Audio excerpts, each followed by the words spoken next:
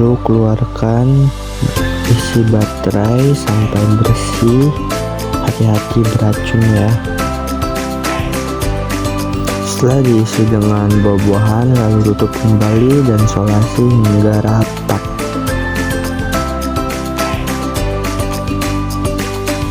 Assalamualaikum warahmatullahi wabarakatuh. Kami dari kelompok 5 ingin menjelaskan tata cara membuat batu jam Dari wakil.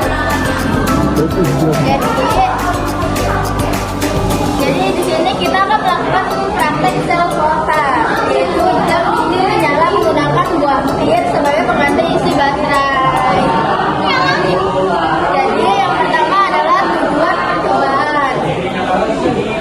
Tujuan percobaan menunjukkan bahwa buah pir dapat berfungsi sebagai pengganti cairan di dalam baterai dan mampu menghasilkan listrik untuk menghidupkan jam dinding, sehingga membuktikan konsep sel volta dalam kehidupan sehari-hari.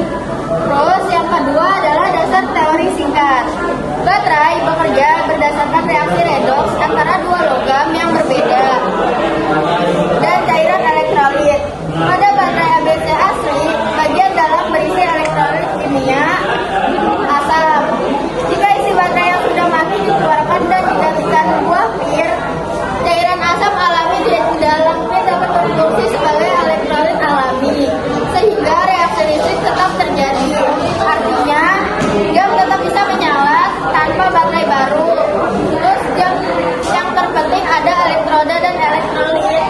Yang ketiga dibacakan oleh Naila.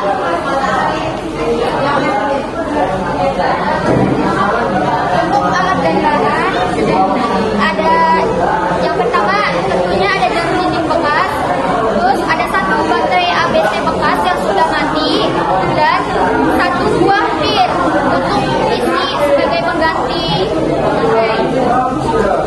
Itu pun tidak menggunakan logam lain dari luar elektroda yang berasal dari baterai bekas.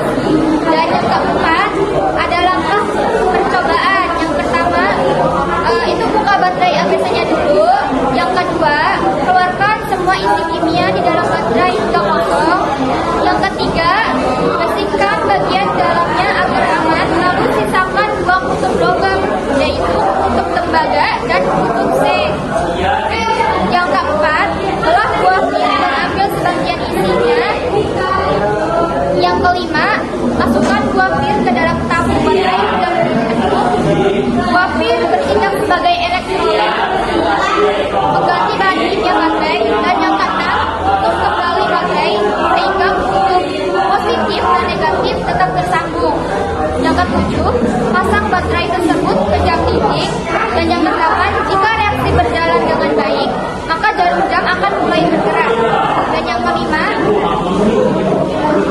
akan dijelaskan oleh Aida.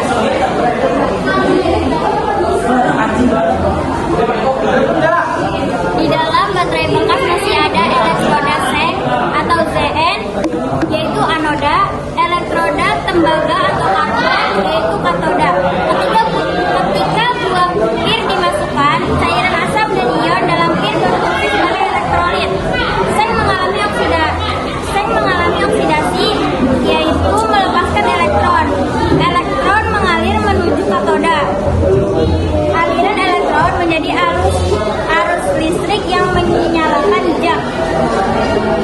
Yang keenam ada hasil yang diharapkan. Jam dinding dapat berjalan meskipun memakai baterai bekas. Baterai yang mati bisa hidup kembali karena buah pir menggantikan elektrolit aslinya. Terbukti bahwa sel volta bisa diterapkan menggunakan bahan alami. Yang terakhir ada kesimpulan dibacakan oleh Ali.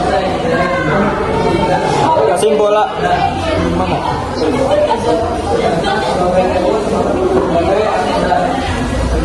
Kesimpulannya yaitu buah pir dapat menggantikan cairan kimia di dalam baterai sebagai elektrolit alami. 2. Dengan memanfaatkan elektroda asli pada baterai bekas, reaksi redoks tetap terjadi. 3. Energi kimia dari buah pir dapat berubah menjadi energi listrik untuk menggerakkan jam dinding. Yang terakhir, ada percobaan ini menunjukkan penerapan nyata sel volta dalam kehidupan sehari-hari dengan alat sederhana. Oke. Sekian dari kelompok kami, kurang dan lebihnya mohon maaf. Wassalamualaikum warahmatullahi